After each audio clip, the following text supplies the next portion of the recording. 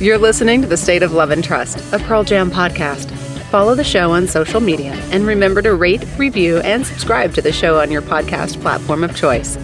Now, here's Jason and Paul.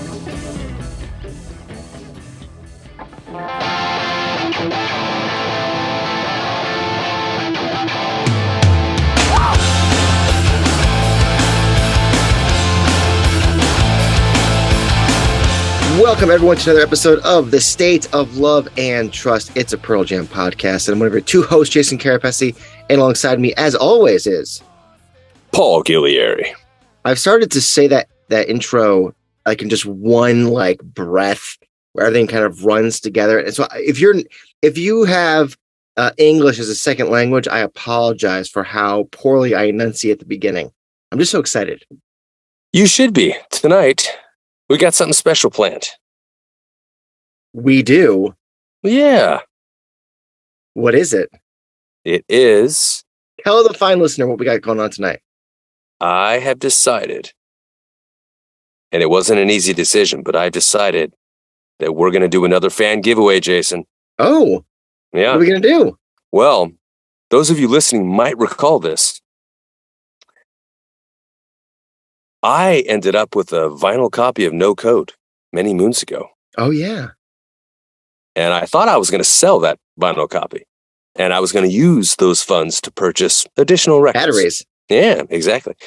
As it turns out, though, I think I have what I need on the vinyl side. And I don't know. I might be feeling a little generous. It might be time to give away a little something. Okay, so what you're telling me is you've got an extra copy of No Code. Mm-hmm. Vinyl. Is it still in the plastic? I think it is. Yeah. Oh, wow. This is regular black. Yeah, it's not the special edition. Regular black vinyl. And this is going to be given out to any listener, or is it a Patreon only thing? Well, I don't know. Might be something that you and I have to talk about off air. Okay, so this is a teaser. I'm telling you, this is a little teaser. Okay. This copy of No Code is not long for Paul's collection. At some point in time, two shall be one, and one shall fly the coop. Okay, well, there you go. We will let you know, presumably next week, what the hell we're going to do with this vinyl copy. Now, I mentioned it. You know, we do giveaways on our Patreon. We just gave away a live Gigaton CD a couple weeks ago. The 30th anniversary of the Off Ramp show poster will be a giveaway soon as well. So for those things and many other things, including Dropping the Show, which episode 7 is due to come out end of the week. Oh, baby. That is, again, a part of the Patreon. So if you're interested in that, click the link in our bio or wherever the hell you're listening to this, and there's a link somewhere and it'll give you the whole shebang. If not, no big deal. You're here with us right now, and that's what matters. Okay, so this episode is kind of like a continuation of something we started a few episodes back, where we talked about our 5 favorite intros to songs. This is the inverse of that. This is the 5 favorite outros of songs. And we'll do other things. We'll do solos. We'll do choruses. Really try and break down, deconstruct the song, and which part Pearl Jam excels at. I will tell you, Paul, I don't know if you found this. I found this incredibly difficult. I have a short list of 25 songs, and my 5 is 1A through E at this point. I thought that's difficult was. You know what? My short list of outros is even shorter than that. I have 9. Oh, wow. And, so it wasn't as hard for you. No, you know what? I personally, look, there's a lot of great ones, don't get me wrong, but there are 9 truly standout outros to me that, quite frankly, with the exception of one, I actually had a lot of trouble ranking. And, I would love to have a top 7, but I don't think I can do that. So I'm going to have a top 5, and I'm going to have 4 honorable mentions. I think I have 7 honorable mentions that I was just like, well, I got to mention this at least. And then there's probably another 12 that I'm not even going to say. So we'll do that. And then we're going to do a quick little 2022 tour recap, superlative kind of thing. Just a very, the lives thing isn't necessarily our bread and butter. There's other podcasts that do a very fantastic job of that. Obviously, John and Randy being one of them, if not the one, as well as Anthony Krisowitz over at Touring Fan. But we have to, chime in at least. So we'll talk a little bit about that in the middle of the segment of the show. And then, of course, our live cut and lyric of the week, not in that order. So before we get any further, I will say also that very, very soon, maybe even next week, there will be an interview with the one and only Brad Clausen. Yes, the graphic designer de jour, one of the many poster designers for not only Pearl Jam, but Queens of the Stone Age, the Black Keys, Metallica, and was the in-house guy for Pearl Jam only for like 9 years or something like that. Yeah. So we're going to talk. What a privilege. This is going to be a lot of fun. I'm so excited for this. Very, very, very soon we're going to handle that, and it'll be out to you soon after that. So I want to say, if you are a patron, as you know, special perks, special privileges. Go through Brad's collection, to take a look at what's hanging on your wall, and if you have some questions you'd like us to ask, you know where to find us. That's right. We'll actually post a post on the Patreon page for you to drop in your questions that you want asked. We already got a bunch of them in the note here, but I want to make sure that we answer, or we ask the questions that you guys want to have answers to. And if you are a guy or a gal who has a question, but suddenly it dawned on you that you're not a patron, you can still rate, review, and subscribe and feed that algorithm. It is Halloween. We got to keep that monster at bay. But if you want that question to be submitted for us to ask on your behalf, Jason, tell the good listener how that can be achieved. Sign up for that Patreon and comment on the thread that we're going to post. Simple as that. Simple as that. Okay. That's enough garbage for one day. Let's I will say, come on. Before we move on real quick, it is again super hot in Southern California because, hey, oppressively, it's ridiculous. I don't know why all of a sudden it's randomly hot. But it's been like 98 the past few days, and it's really friggin' hot in my closet. So we're going to try and move things along a little more succinctly than usual, but the content value will still be high. So let's move to our main topic here. Top 5 outros. Oh, mama. Do you want to go first or want me to go first? I'm happy to go first. All right, sir. Give me your 5th best outro. My 5th best outro. Gosh. Okay. I'm going to say that my 5th best outro is Go. The fantastic choice. Yeah, it really is. I'll never forget listening to that outro. How a song manages in its outro. It's already frenetic in pace. I think it's the fastest paced song in the catalog, and it somehow manages at the end of the song to accelerate.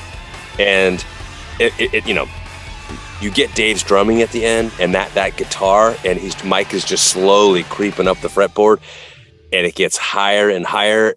I'm telling you, man, it is like a clinic in intensity. And so for me, it defined, I think, what Pearl Jam was capable of. I think that when they came out of 10 with the reverb and just, look, it was a massively successful album, but there was something for them, I think, critically that they were looking for from their peers. And they ditched the reverb sound. They went with an entirely different approach. And I think that song and the opener, and first of all, you ratchet up the intensity like that, and it's followed up like half a second later with Animal just punching you in the face. That was a defining statement to me in the band's career. And it was a way to communicate to the listeners that this is who Pearl Jam is. And I almost feel like they were trying to redefine the way that people perceive them just in that sequencing. So to me, outstanding outro. Hard to disagree with you, and deserved to be in the top 5 for sure. You get that Dave Epperze's piccolo snare, da da da da, at the end with Mike, like you say, calling up the fingerboard. It's just so good. I am going to throw you for a little bit of a loop. Oh. This song probably wouldn't be in many people's top 5 I will. This is why we say best. It's more like favorite. What we feel to be the favorite, as opposed to maybe this is more subjective than objective. I would say. My fifth choice, and I've always loved this outro, is Grievance. Ooh, the chord progression. It feels like you're barreling down a hill.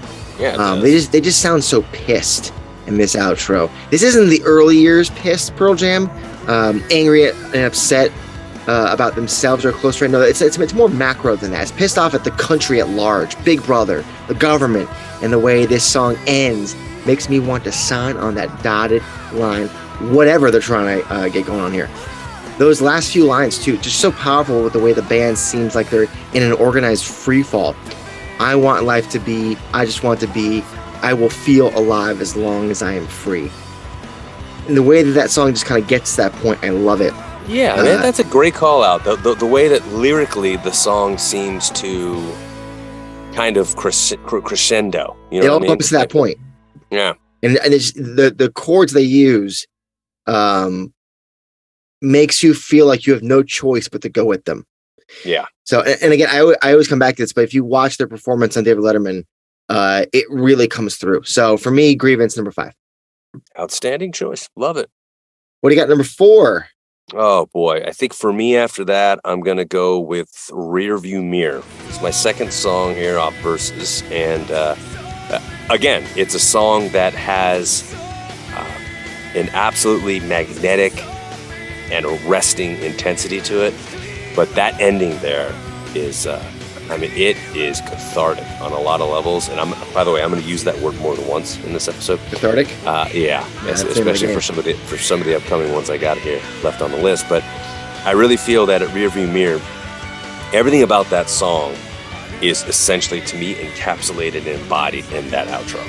The way that you have Eddie's vocals layered, you know what I mean? It's so much clearer.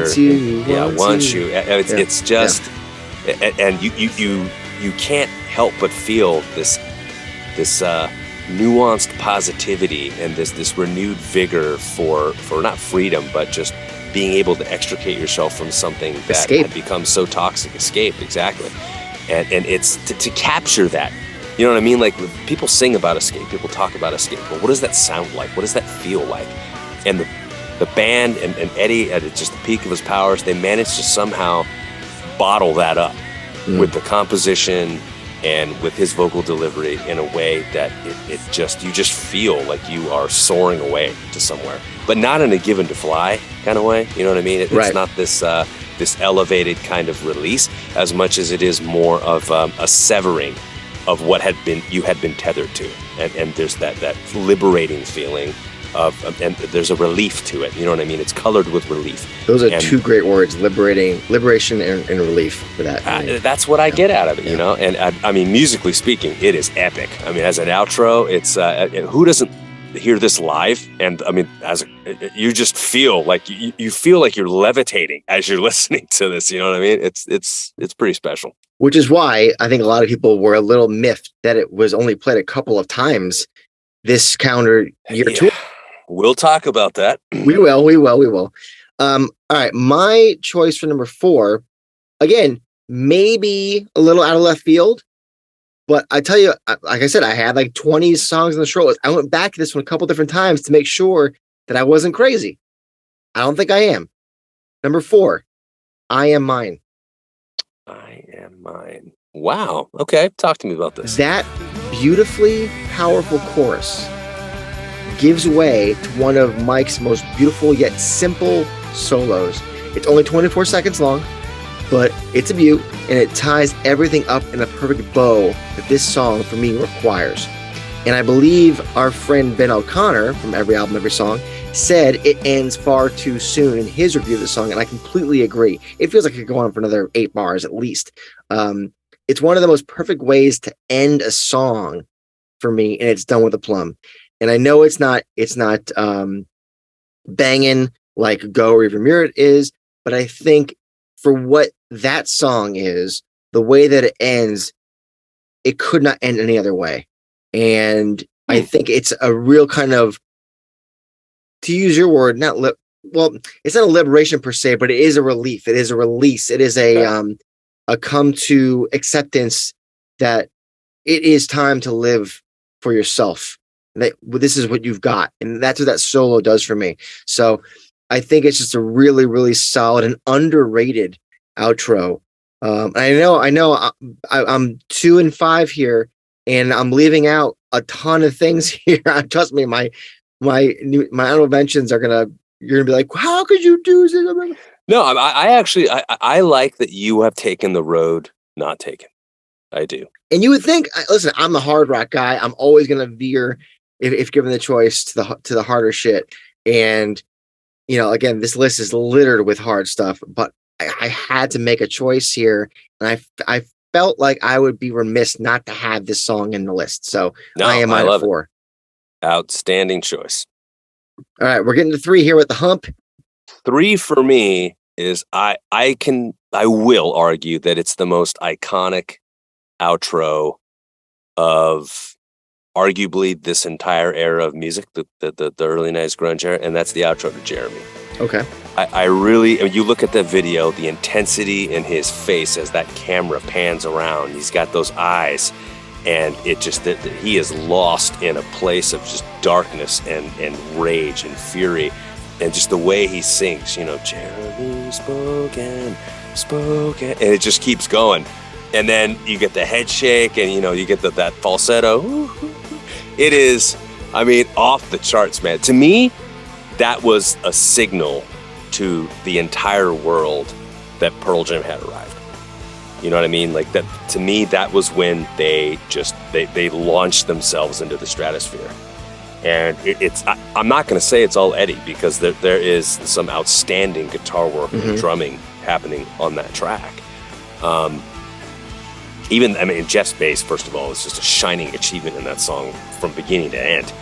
But there's just something about that. It's like it's a cosmic supernova of an outro. And I think because we had the video accompaniment to go with it, it lends itself to the visual kind of enhances the effect. You know what I mean? There's a residual enhancement for me. Because when I listen to it, I see those images in my head. So I don't necessarily connect the ending of the song to a memory or to a personal experience, because the video essentially supplies that. And I could see that being an argument for the band, or for really any band, to say, look, we don't want to do videos sometimes for that reason, because we feel like it's going to define your perception and experience of the song. But all that being said, it's really hard to think of that as not, you think of Eddie on a stool, writing on his arm with a Sharpie. Yeah. You think of Eddie on the rafters at Pink Pop, you know what I mean? And then that end of the Jeremy, there's just some images that are indelibly Pearl Jam, and you just cannot separate the band from those images. And that image is it's linked to the outro of that song. And I think it truly defined on a lot of levels visually what the ending of Go does for the band. So yeah, I like it. There's a strong argument to have this at number 1. And I think for all the reasons I just mentioned, I wouldn't be surprised if you have it there, or if our listeners have it there. But for me, it's pretty darn close. I can't argue with that at all. It's a great reason to have it there. We're at 3 for me, so I have to go with our namesake, State of Love and Trust. Outstanding choice. Man, this thing. Hey, listen, you you chose Grievance, and I am mine a little softer, not so. Listen, here's the one that hits you in the face, right? It just fucking rips. It fucking rips, man, dude. Mike McCready is on fire. The band is on fire. David Brazis on fire. And the chaos of this song just ends in exactly the right way. It sounds like it could fall apart at any minute, and it never does. And I credit Stone and Jeff for keeping this thing on the rails.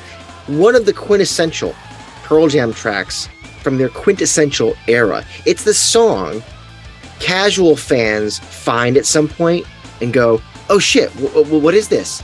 And the hardcore fans are like, bro, welcome. This is like one of those not so hidden gems. Now you're one of us.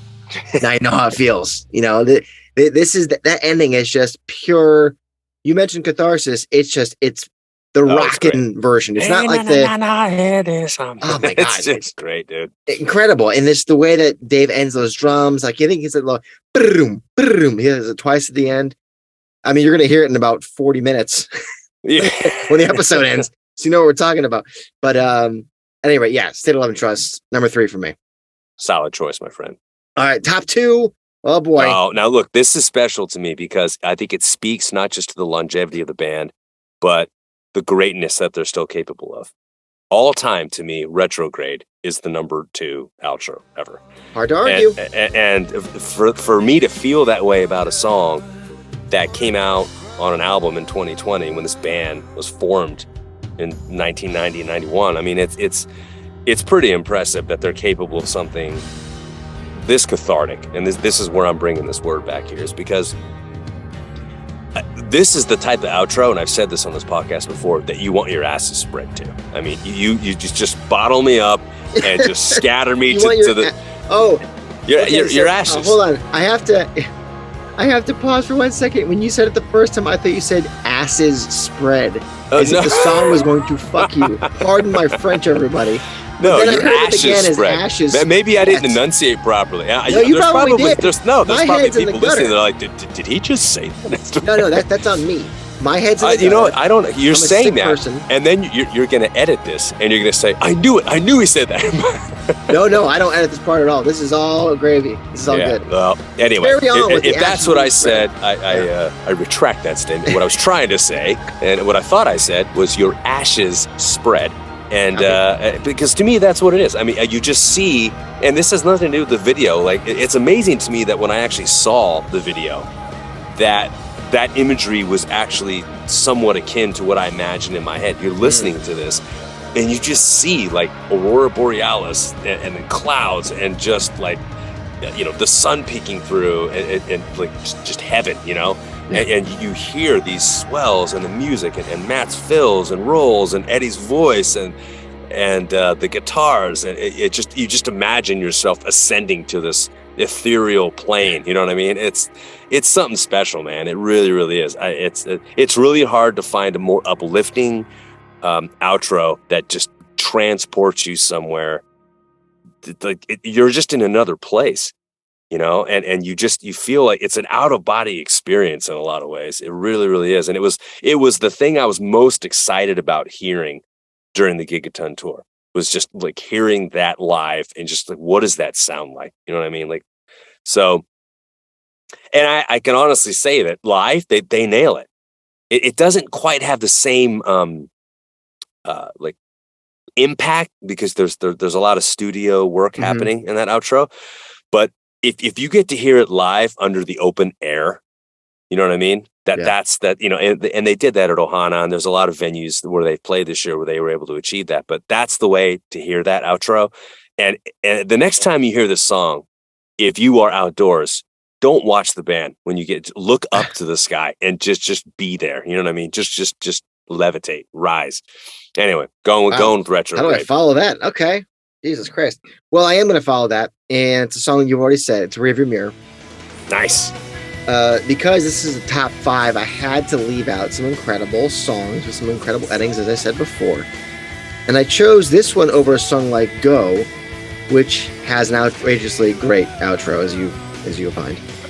Because it's what Go does, but better and longer, which I think is why you had it ahead of it, or partly why. It's the ultimate catharsis song, to borrow your phrase. Sometimes live, it's extended to be twice as long. The strobe lights are going. It's just something else, especially after the drawn-out, slower, jammy interlude. And that final vocal section, and then this. I mean, fewer moments in the catalog are more Pearl Jam than this. It's one of the most Pearl Jam endings you could have, maybe outside of State of Love and Trust.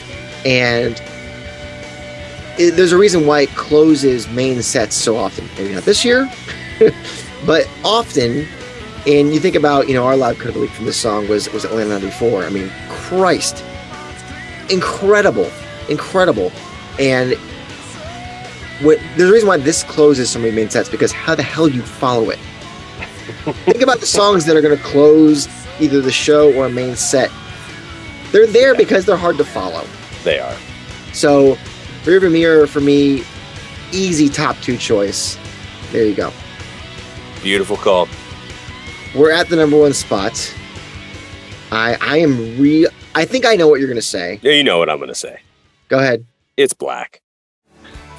It's the most beautiful thing I've ever heard. It truly is. I mean, it is, as an outro.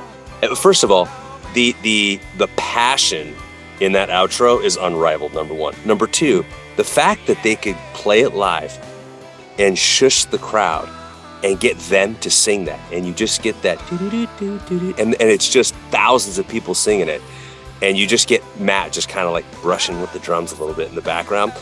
The fact that they could somehow find a way to whisper that and it still gives you chills. How is that even possible? How could you have something that profound, that an outro that profound, and you can deliver it live in the most hushed, like through a hushed tunnel, and it can still give you that feeling? To me, it's like that. If that isn't the truest test of the power of an outro, I don't know what is. And you really don't get that with any other outro, other than maybe a live, where everyone, and you get the crowd going, but that's not present on the album. You know what I mean? Like, you don't get everybody going, hey. I mean, it's amazing live, but we're not talking live versions, which is why, Present Tense for me is an honorable mention. I love it. And it's a solid outro, but there's something about that song that just seems to, they ramp it up when it's played live. And I feel like on the studio, I think the word you used was kind of subdued. There's a little bit of that on the album cut. And I think that if it carried the same weight on the album that it does live, I think it would have actually been an even bigger hit, believe it or not. But for a song like Black, I mean, that's the moment you're waiting for. That's arguably, there are a lot of fans where that is the quintessential most favorite moment in the history of the catalog. And for me, it is just that, from that moment there, I Know Someday You'll Have a Beautiful Life, to the last note is, to me, it's that there is not a composition out there that gives me that feeling the way that does. And if you asked me for my absolute favorite handful of seconds of minutes, and that's all I had to listen to for the rest of my life, I would pick that. So how do I not call that the greatest outro in the catalog? I thought for a minute earlier, because I thought you were maybe alluding to your number 1 when you're talking about Porch. Because amazing outro too. I mean, special. But again, there's something about that. First, on the album, it is intense, and there's something iconic about the way that happens live too. Again, there's too many of these, to fit in, and that's probably a glaring omission from a lot of listeners when they hear my top 5. Well, like, how is that not in there? Let's go over a few more glaring omissions, because I know people are yelling at us. Here's a few more that did not make my top 5 before I give you my number 1. I Got Id. I think it's a tremendous outro. Wow. Yeah. Retro, you said. I think In My Tree ends really, really solidly. It's very strong. With Jack. I think the ending of Alone is fantastic. Yeah. We mentioned Go. How about the ending of Leash? Oh, solid. Drop the leash. I mean, you got that. You got the mic solo. But the thing, Blood. How about Blood? I know that's not very long, but come on. The thing that Leash is missing now is what Dave does on the album. It's that little hi-hat thing that he does. That Matt doesn't do. And that for me is like the little cherry that makes Leash's ending so awesome. Yeah. So those were like right there. I'm going to quickly mention a couple more just because I want to. How about Getaway? Yeah, love outro. That one. Yeah. How about Last Exit? Great. I mentioned Present Tense, but Corduroy was an honorable mention for me. Yeah. And hey, the Sister of Black, Come Back. Also, I've got Come Back here too. How about The End? With Oh man, yeah. There's so many. That's an underrated gem of an outro. Super underrated. Yeah. Well, listen, you're all yelling. Can I throw one more out there? You may. Dance the Clairvoyance. Especially live. Yeah, live, but even on the album, the way they layer Ed's voice. Yes. Stand back. It's really to me it's one of the stronger parts of the song. I mean, I would agree. Yeah, I would agree. Especially hearing it the first few times and being like, the fuck? For me, because I'm not, but that part always stood out as being quite solid. And it's obviously still very solid. My number one shouldn't be too much of a surprise at this point. Jeremy. Yeah. When the outro is almost the last half of the song, yeah, you get the number one spot for me. No song, in my view, utilizes Eddie's vocals as another instrument like this. Maybe Black. The mix, the original especially, is just swimming. You feel like you're in a rock whirlpool. And the way the crowd comes in. Whoa. I mean, come on. I mean, it's that chord progression with the underlying bed of backing vocals is just so powerful, and that climax, the Eddie scream and Dave Cruisen's snare, dicka dicka dicka dicka dicka, and then just reveals Jeff's little descending bass line, the backbone of the song, with the echoes of Mike and Stone kind of flittering into the ether. I spoke about Catharsis a lot. Beautifully said, by the way. Thank you. Your description of this outro. 5 stars, top notch. Thank you. I had a nice little beverage last night when I was doing my notes. We've both spoken about Catharsis a lot on these lists, and I spoke about it a lot with Riva Mira in my previous song. And this is like the musical equivalent of having just had an orgasm. We've just spent a few minutes mustering every bit of energy, swirling and pounding and finding everything in us to match the music ultimately to its crescendo. And we're left with this, the remnants of the story that's still defining generations. Yeah. Find me a better outro than this. And maybe you did with Black, but I'm thinking it's... you got a hell of an argument there. I mean, honestly, there's a good number of songs here that you really can't go wrong with. A through E, Paul. That's what I'm telling you. Yeah. And we mentioned a dozen more. How about Parting Ways? Jesus Christ. Yeah, that was on it didn't make my short list, but I remember when I was going through the songs, I saw that. I'm like, that's a really good outro. Those chords and then the cello just kind of... Anyways, what do you guys think? This could be debated for hours. Yep. And I thought intros was hard. Outros was hard. What are your 5 favorite outros? Let us know in the comments. Instagram, Facebook, Twitter, whatever the hell you want to talk about it. We want to have the conversation because it's worth having. And I would argue that the outro is what makes Pearl Jam's songs so special. They know how to end a song, a crescendo song, climax a song, pick your word. These are our choices as of this recording. And of course, they'll probably change a year from now. With that said, let us move on to our 2022 tour recap. Just a couple of quick thoughts before we move on. One thing, and this will cover all 3 legs, North America in the spring, the summer in Europe, and then this most recent leg that wrapped up last Thursday in Denver. So here's a few ideas that we had. Let's just answer these questions. Favorite thing from this calendar tour. I'll go first. I'll give you something to bounce off of. Now, just having the band back, I think is my most favorite thing. Having the band back on tour. It had been 4 years, really, unless you went to Dana Point or Asbury Park last year. It had been a really long time, and we finally got a real tour. We could follow along night to night and see if they'd bust out an Old Chestnut like Thin Air. And most nights there'd be a surprise. This was especially true this last leg, as I just mentioned, in North America, and for good reason. The band had gotten into, I think, a groove. You can't really get into last year in Dana Point, Asbury Park, with only 4 shows. They could finally get into a little bit of a groove. And so you could bust out, you get comfortable with the staples, and so you could bust out some of the outsiders. The really obscure ones like Chloe Dancer, like Alone, that they busted out, I think, Oklahoma City. Other Side in Fatal Quebec. got played. Did they play Fatal? Yeah. I'm Fatal. I'm on livefootsteps all night. right. I mean, they're busting these. Down these got played. Down. It's just great. Yellow Moon had one. All those yesterdays had one. Amazing. Yeah, I mean, it's In My Tree was played once. Parachutes and Habit each got one. You mentioned the Habit Thin was Air. wild.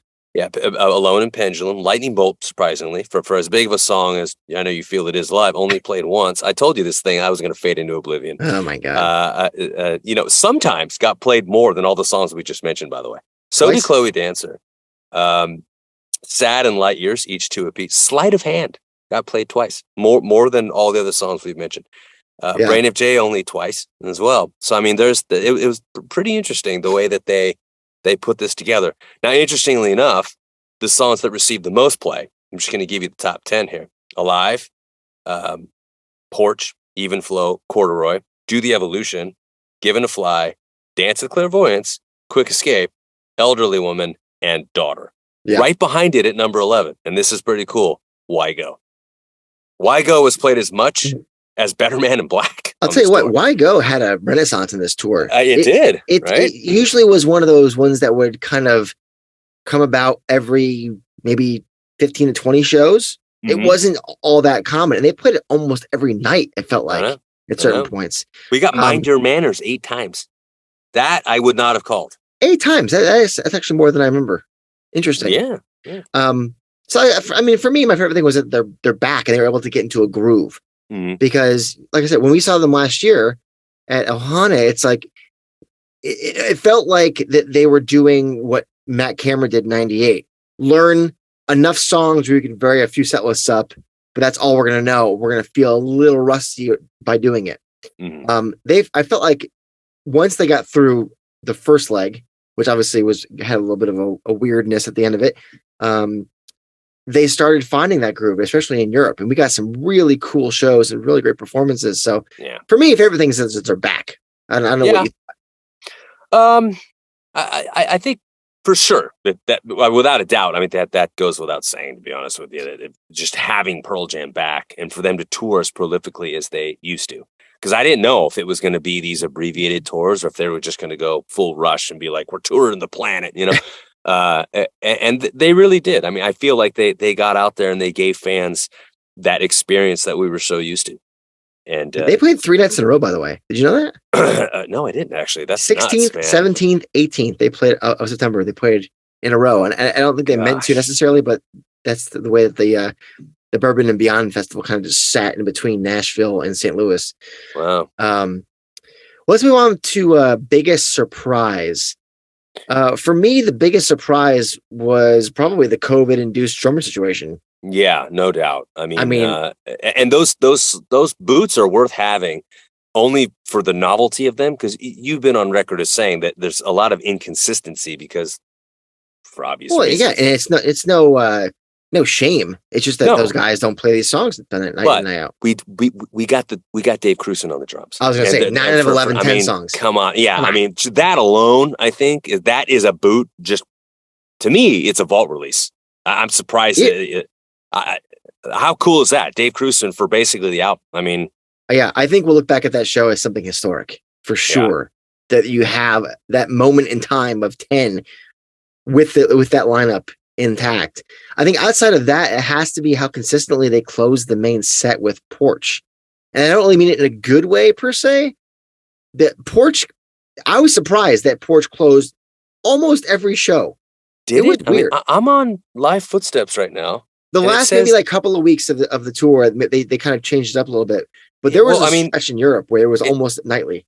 Well, top 10 closers, unless this is an update, but it says unless. This is weird because where are you looking? Closers, I want to find where you're looking. 2022 stats. 2022 stats for 2022 the tour, Gigaton tour. Okay, top 10 closers on here. Rockin' in the Free World 9 times. Ledbetter 9 times. Well, you're looking at closers, not main set closers. Okay, all right. So that's what I meant. Okay. Sorry. Main set. It ended the main set probably 80% of the time. And it got to a point where this is especially in Europe, where it was like, okay, I guess that's kind of overkill. Yeah, especially if they were playing more than one night in the same area. Yeah, it was. I think they did it both nights in London. It's like, guys, you can change. I think Randy actually joked that when they played it second, they played it song number 2 in like someone's gonna yell at me. It was like Budapest or something like that, something a little off the beaten path. And I was like, oh, great, at least it's out of the way.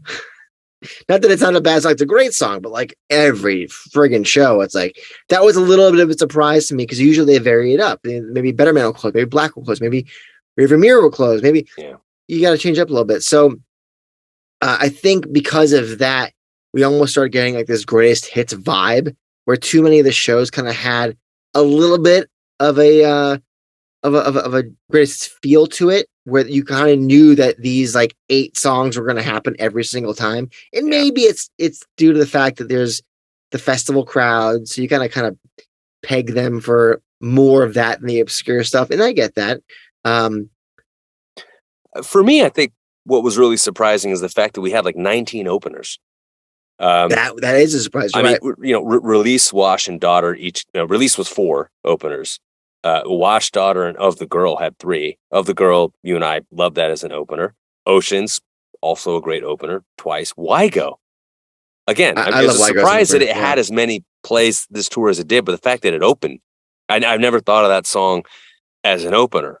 Long Road, great opener. We talked about that. You know what really surprised me was Nothing Man and Inside Job both had moments as an opener. Which I love both of them. And again, talk about a reversal here. Rockin' in the Free World, apparently. I don't know what show this was, but it was. That was early. That was early in Europe, I want to say. Okay. I mean, that's pretty cool, but Nothing Man is an opener. What a beautiful way to, or Inside Job. It might have been, you know what? It might have been Oakland. Okay. When they had the drummer situation. Got it. So yeah. Let's move on to the last superlative here. Biggest opportunity missed. Oh, for me, WMA, without a doubt. They only played that song twice on this tour. And I think that before the tour was going to happen, you and I talked about just what had been going on in this country and how, if they had been touring, how could that not have inspired? Right. But I'm wondering, and that for me, it was a missed opportunity because I feel like the conversation has just fizzled away. You know what I'm saying? And I feel like we're not in the thick of it anymore. No, but that's the problem, is that we keep finding ourselves repeatedly in the thick of it because we keep. What some could argue is because we keep dropping the conversation. Yeah. And I feel like if anything, Pearl Jam there's a fatigue. There is, I get that, but and you know what? Just play the song. Then we don't have to have a giant debate and dialogue. Just play the song, which I think in turn sparks thought and feeling. And sometimes just critical thinking is enough to spark change, or if nothing else, to at least a healthy dialogue, even if it's one with yourself. So that to me was a missed opportunity. Yeah, they only played it with Rich Stuverud in Oakland, and then they played it once, I want to say in Amsterdam.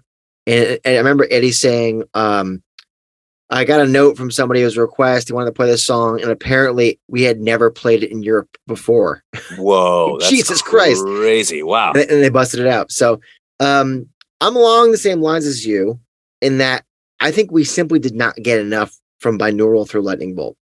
Yeah, it's a good call. We were lucky to get a song a night from those albums combined. Lightning Bolt was 14 times they played. I mean, and I know the set lists have been trimmed to accommodate their age, and that's okay. That's okay. 23, 25 songs is fine. 1.9%, man, of the tour album. It's rough. But to not play much from those 5 albums is a disappointment to me. Do we need to hear Elderly Woman and Porch every single show?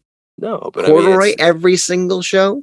I love these songs, but like, what does it mean that Riot Act only 8 times that they play a song? Well, here's only 9 from Backspacer, 9 from Avocado, and 10 from Binaural, and 14 from Lightning Bolt. I mean, I don't know what that's. Look, they're gone, right? It's COVID. Nobody's out there. They finally come back, and they want to announce that Pearl Jam is back. I get that, but and is that an indictment on that part of their career or their, I mean, I don't know. Here's what I say. What do you think? At this point, the band has to realize that the majority of people seeing them have seen them before, if not many, many times before.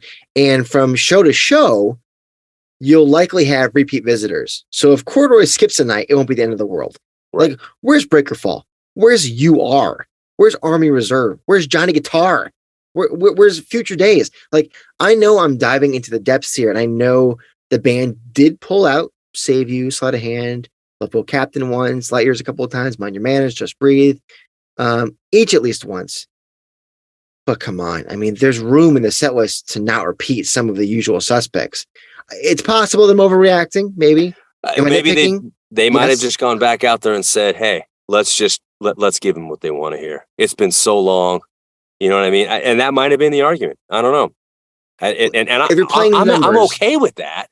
But let's see what happens. Well, first of all, we're going to have just a mind-blowing new album when this thing finally comes out, given the fact that Watt's producing it and what we saw with Earthlings. So I'm really excited to see what happens from there, and equally excited to see how, God willing, and I'm going to knock on wood, that we finally find ourselves in a situation where we're not waiting again due to some type of pandemic or something. Would you... I didn't have this question planned, but do you expect the album to come out in 2023? Oh God, no. Well, here's the thing. I think he moves quickly.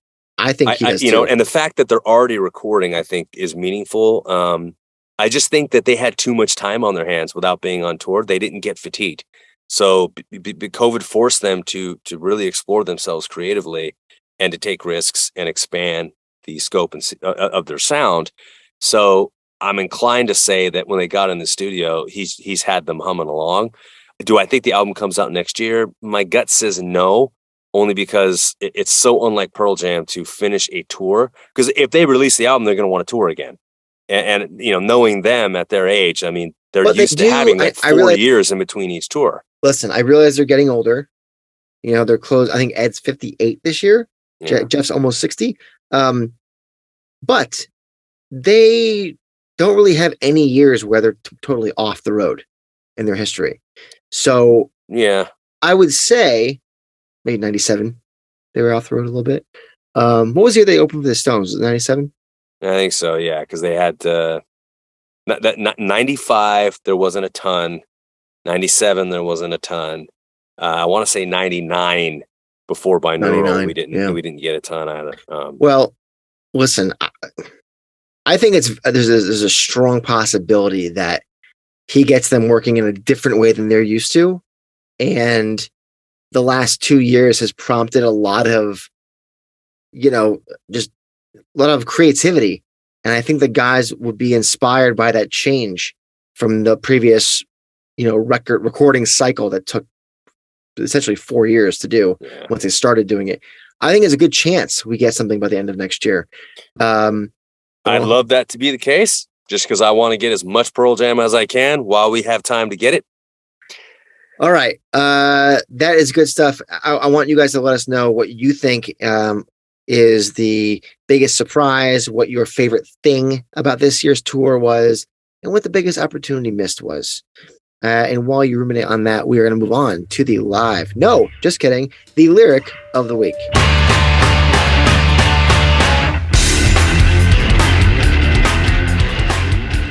This week's lyric of the week, we are going off album once more. The No Code Sessions and All Night.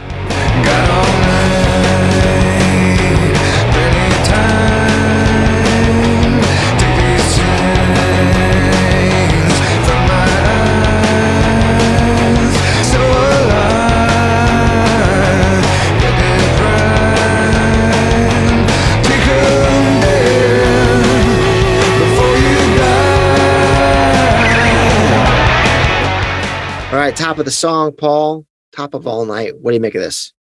Take these chains from my eyes. And what a great line that is. Yeah. It's again, I think part of my favorite element of this segment is the fact that we discuss these lyrics sometimes, and there are lines in there that I clearly did not appreciate enough, and this is definitely one of them.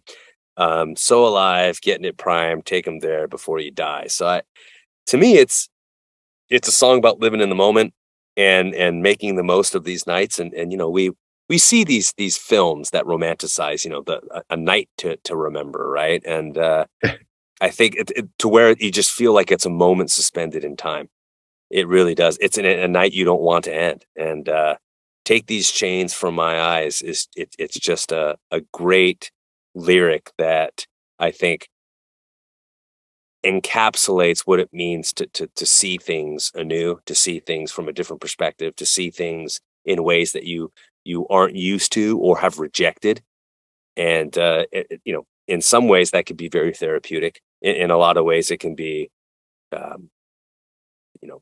redefining for you. You know what I mean? It can allow you to see yourself, the world around you, and those in a very different light. So this idea that our vision, our perspective is somehow shackled and in chains, I think is it's just a wonderful metaphor. And I actually think a lot of songs in the catalog where, I could see that in a song like Army Reserve. I can see that in a song like Even Flow. It's a line that I think could easily fit in so many different places that it's interesting to me that it's here. Listen, I wonder if that's the reason why they've brought it out more in the last year. We saw it open up Ohana, the last night at Ohana.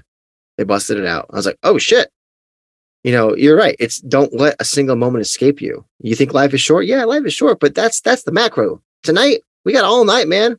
Yeah. Tonight's long. And we have an opportunity to make it memorable. So let's fucking do it, man. Remove all the bullshit. Stop overthinking about what you have to do tomorrow and the next day. Probably some shit that doesn't even really matter that much in the grand scheme of things. Like, live in the moment, at least for tonight. Live in the moment. And yeah, this isn't a song or at least a stanza that should be adhered to every day of your life. But once in a while, we got to extricate ourselves from the grind of life, to pick up our heads like little musical meerkats, see what's going on. Wouldn't this song be cool if it was stripped down and you just had like a choir behind you, and it was a cello and a bass, stand-up bass and a cello, and just Ed's kind of voice, just going with that low baritone. I don't know why this is one of those songs where I've always thought it was right for a complete reimagining and a reworking. Well, think about a gospel choir doing the vocal harmonies in the back end. I'm telling you, man, there's something there. Listen, we should not be living to work, but rather working to live. And at least for tonight, I think what this song is saying, let's just live it, man. And I love that because, we all get stuck where it's just all we can do is tunnel vision on the task at hand. I know you're in it right now at your job, and a lot of people sometimes just find themselves in these weeks where it's just like, I've got to get through this, and everything else kind of falls by the wayside. And people that go, you got to live life to the fullest every day like it's your last. Like, that's lovely, but I don't have the opportunity to do that in this segment of time, because if I don't do this, there won't be an opportunity to actually live down that road. And I get that. And you have to do what you have to do. But when the stress isn't there and you're in the cruise control of life, pick your head up, like I said, like a little musical meerkat, and just, you got all night, man. Have a couple of cocktails. Enjoy yourself. I love it. Let me know what you guys think about this song, about this lyric specifically, this front end here, because some of the other lyrics in this song kind of take us down a different path. Let us know what you think about this stanza of All Night. It's a very interesting little song. Now, let's take a listen to the best live cut in our opinion with the live cut of the week. Ready to stand up!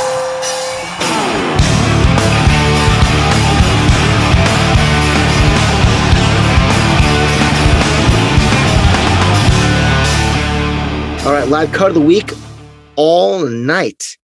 8 times it's been played? Yeah, not many. What do we think? Well, my initial choice had been Bonnaroo. It was the first time it was ever played back in 2008, I think. But you had me revisiting this actually, and I thought it was pretty cool how you kind of were like, hey, Let's check out Alpine Valley, and I'm with you on that one. I do think that while it doesn't have this, to your point, it doesn't have the same energy of the crowd, which I think is why I like the Bonnaroo one. It's just that everybody was as a community, it was God all night, right? But this particular version, I think, as a performance, I think you're right, is stronger. So we're going Alpine Valley. September 4th, 2011, PJ20, East Troy, Wisconsin.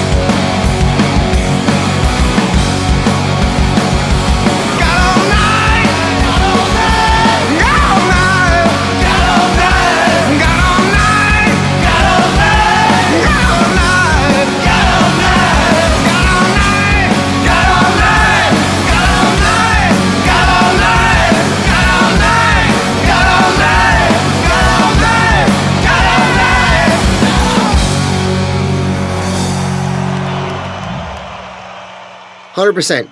Great energy, maybe not as strong as the energy in Bonnaroo, but strong enough. It was the strong enough to be a single, right? Yeah, to drop it as on the fan club single in 2012. Yeah. A lot of really great guest vocalists. And for me, one of the best parts of the song, as I mentioned before, is the harmonies and the vocals at the end. And what they did around this time, they did with Slater Kinney a few times as well.